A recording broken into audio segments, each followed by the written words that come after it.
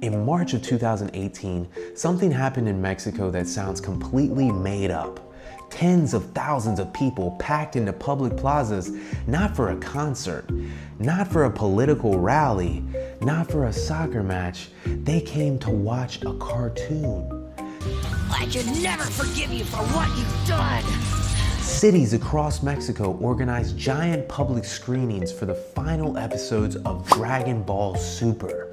Some events drew crowds so large that news stations covered it. The Japanese embassy even had to remind organizers about copyright because so many public screenings were happening. Think about that for a second. A foreign embassy getting involved because too many people wanted to watch Dragon Ball together? Wait, how does a Japanese cartoon become that important to another country? That's exactly what I wanted to find out. So in this video, we're going to uncover how Dragon Ball became so deeply woven into Mexican culture, why Goku seems to be everywhere I go, what really happened during those massive public screenings in 2018, and why Mexico's relationship with Dragon Ball feels so different from almost everywhere else in the world.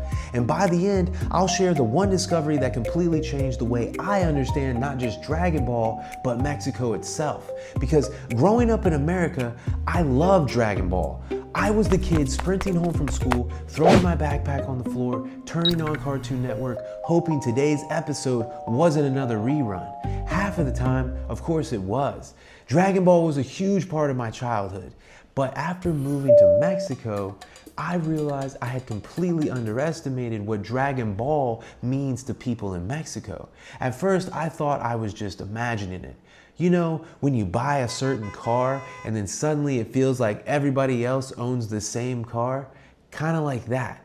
I figured my brain was just noticing Dragon Ball because I grew up watching Dragon Ball. But then another Goku shirt, and then another Goku shirt, and then another and another. And then I started noticing Dragon Ball murals painted across buildings. And I noticed that barbershops were covered in Dragon Ball Z artwork. Then I noticed toy stores with entire shelves dedicated to nothing but Dragon Ball. I'm noticing adults wearing Goku shirts almost as often as kids.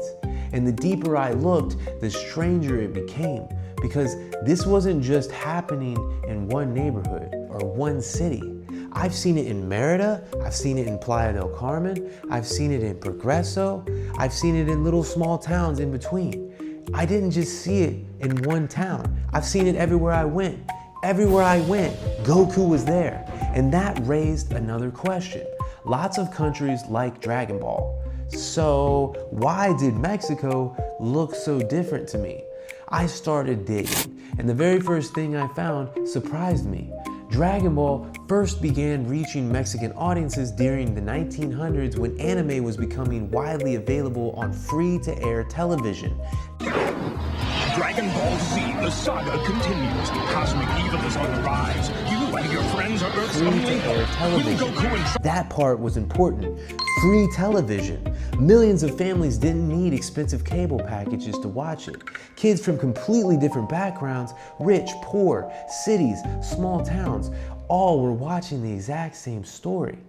Every afternoon, in fact. At the same exact time. Imagine if every kid in America, regardless of where they lived, all watched the exact same show every single day. You're going to destroy the whole planet!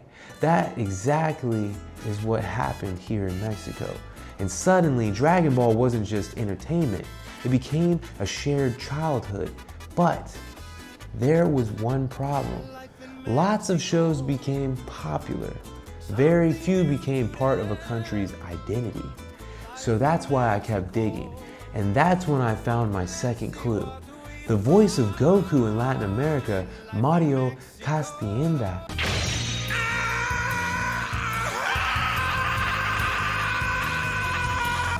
didn't just become a voice actor, he became a celebrity. People lined up for hours just to meet him.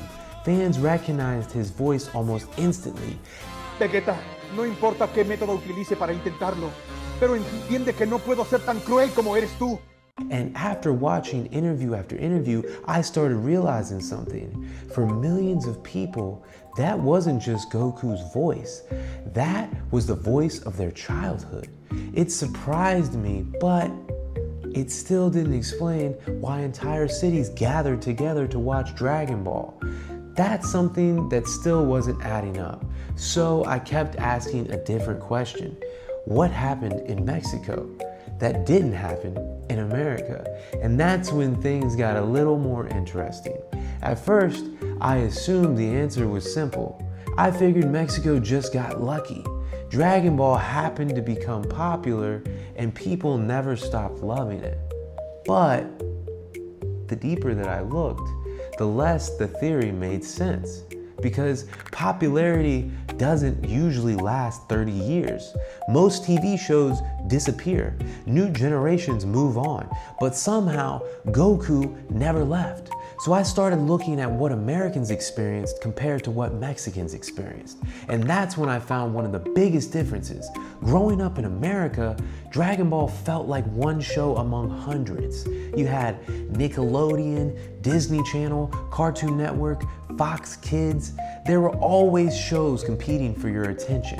But in Mexico, Dragon Ball became something different because millions of kids were watching the exact same episode at the exact same time, talking about it in the next morning at school, playing Dragon Ball at recess, arguing over who would be Goku or who would be Vegeta, and nobody wanted to be stuck being Krillin. It wasn't just a television show, it became a shared experience. And psychologists have known for years that shared childhood experiences create incredibly powerful memories. The more people experience something together in childhood, the stronger those memories become. Suddenly, this wasn't just about anime anymore, but there was another piece of the puzzle: the voices.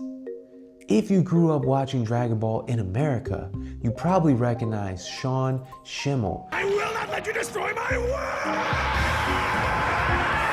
As Goku. But throughout Latin America, one voice became almost legendary: Mario Castienda. He's voiced Goku for decades. Multiple generations have grown up hearing the exact same voice. Think about that. Imagine hearing the exact same superhero voice for nearly your entire life. That consistency matters because voices trigger memories. One sentence, one laugh, one scream.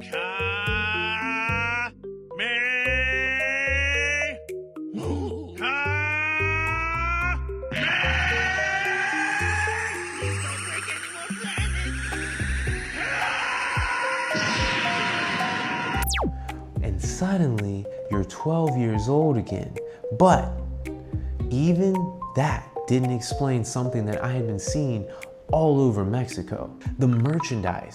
Everywhere I looked, there were Dragon Ball shirts, Dragon Ball backpacks, Dragon Ball toys, Dragon Ball keychains, Dragon Ball phone cases, Dragon Ball stickers on the phone cases, Dragon Ball murals, Dragon Ball barbershops. And I started asking myself, would businesses really keep selling all this if nobody was buying it? Probably not, which means the demand never disappeared.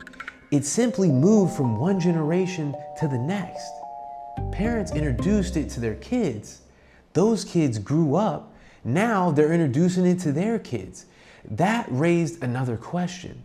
If Dragon Ball has lasted this long, why hasn't another anime replaced it? Why not Naruto? Why not One Piece? Why not Demon Slayer? The answer seemed obvious until I started talking to the people. Over and over, I kept hearing the same words: perseverance, sacrifice, family, discipline, never giving up. Wait a minute. Those weren't descriptions of Dragon Ball. Those are descriptions of Goku. And that's when I started wondering, what if Mexico didn't fall in love with Dragon Ball because it was exciting? What if they fell in love with the person at the center of the story? That was much more of an interesting question. But before I could answer it, I discovered something that completely changed the direction of my research. The deeper I looked, the more one event kept coming up. March of 2018. If you're a Dragon Ball fan, you already know what happened. The Tournament of Power was coming to an end. Goku was about to unlock Ultra Instinct. Fans have been waiting for this moment for years. But what happened in Mexico shocked the rest of the world. Cities began organizing giant public screenings at parks, public plazas, town squares. Thousands of people brought out lawn chairs, towels, families showed up together, kids dressed like Goku, and adults showed up wearing old Dragon Ball Z shirts that they had owned for years. Some estimates put attendance in the tens of thousands. News helicopters filmed the crowds, international media covered it, and suddenly people around the world were asking the exact same question I was asking. Why Mexico? Then things got even stranger. Some of those public screenings weren't officially licensed. They had become so popular that the Japanese embassy in Mexico released a statement reminding organizers about copyright laws. Think about that. The Japanese embassy talking about Dragon Ball because entire cities wanted to watch one episode together. Wait, that doesn't happen for normal television shows. That was the biggest clue I had so far. This wasn't popularity. This wasn't nostalgia. This was something else. But there was one problem still, one giant problem. None of this explained why Dragon Ball reached this level, while Pokemon, Naruto, One Piece, and dozens of other successful animes never did. I thought I had finally solved the mystery, but I was wrong. Because I had been focusing on Dragon Ball the whole time when I should have been focusing on Goku. The more I watched interviews, the more I watched conventions, the more I watched fans talking about this, the more I kept hearing the same ideas being repeated over and over again. He never gives up. He always protects his friends. He trains harder than everyone else. He never thinks he's above anyone. He always gets back up. Wait. Those aren't just character traits, those are values. Then I started looking beyond Dragon Ball. I started paying attention to everyday life in Mexico. Family gatherings, neighborhoods where people still know each other, parents sacrificing everything for their children, people working incredibly hard to build a better future, communities helping each other against hurricanes, grandparents helping each other raise grandkids. And suddenly something clicked. Maybe people weren't connecting with Goku because he was powerful. Amazing. How do you do it, Kakarot? You've always been like this. Ever since the day I first met you. Always ready to meet the next challenge, even if it's bigger than you are. Maybe they connected with him because he struggled. He loses, he fails, he sacrifices, he gets knocked down, and every single time, he gets back up. That wasn't just an entertaining story. For millions of Mexicans, that felt familiar. But there was still one final piece of the puzzle, because if Dragon Ball had become part of Mexican culture, I wanted to know whether it still mattered today or if I was just looking at nostalgia through rose-colored glasses. So I went back outside and I started paying attention all over again. All over again. Not as a Dragon Ball fan, but as someone trying to solve a mystery. Once you start looking for Goku in Mexico, you can't stop seeing him. Markets, toy stores, street vendors, barbershops, neighborhood tiendas, department stores. It was almost becoming a game to me. Everywhere I went, I found something to look for. Goku. The next time you're in Mexico, see how long you can go before you see Goku. Seriously, I don't think you'll make it very long because I try every day and I fail. More than once. At one point, I started joking with my wife that Goku was following me around Mexico. Either that, or he had secretly become one of the unofficial mascots. And honestly, I'm still not completely convinced that he's not. But that made me question one final thing. If Dragon Ball has stayed this relevant over 30 years, and it's not just nostalgia, is this creating new fans today? Well, the answer surprised me. Walk into most any anime store today in Mexico and you'll find the newest Dragon Ball merchandise sitting right there where it used to sit a few years ago. Kids who weren't even there, they still watch Goku. Parents introduce their children. Older brothers introduce their younger brothers. Friends introduce their friends. One generation is still passing it to the next generation. And somehow the cycle is repeating. That's when I realized that Dragon Ball isn't surviving because people refuse to let it go. It's surviving because each generation keeps choosing it over and over again. And I think that's a huge difference. And now I'm curious, guys, if you grew up watching Dragon Ball, who was your favorite character? Has it changed for you over the years? When I was younger, I thought Goku was the obvious answer. But now that I'm older, I can honestly understand why a lot of people say Vegeta. So let me know in the comments who you think is the best. I'm genuinely curious where everybody stands on that debate. The more that I researched this video, the more that I realized something. I thought that I was trying to explain Dragon Ball, but what I was really trying to understand was Mexico, because every country has stories that it holds on to, stories that get passed down from parents to children to grandchildren, stories that become part of everyday life. In America, Dragon Ball was a huge part of my childhood, but eventually, most of us moved on. In Mexico, it feels like Dragon Ball grew up with everybody instead. Maybe that's why I kept seeing Goku everywhere. Not because Mexico is obsessed with anime, but because Dragon Ball became something much bigger than anime. It became a shared memory, a shared language, a shared piece of childhood. And honestly, I never would have understood that if I hadn't have moved here. I came to Mexico expecting to learn about food, healthcare, cost of living, safety, and culture, of course. But one of the biggest lessons I've learned came from a spiky-haired Saiyan who loves to fight. And that's exactly why I love it here. Every time that I think I figured Mexico out, it surprises me all over again. If you enjoyed coming along with this investigation and uncovering hidden sides of Mexico through the eyes of an American, I'd love for you to subscribe, because every week we dive into another mystery that completely changes the way that I see this country. And before you leave, I want you to answer one more question. What's something about Mexico that completely surprised you after visiting or maybe even living here? I'd love to hear your stories, because this is where I get the ideas from, people like you. Thanks for watching, and I hope that you guys watch another one. If you do like more, I'm sure they're gonna give you more content on one of these sides, and you can click on those and watch more. Thanks, guys. See you later.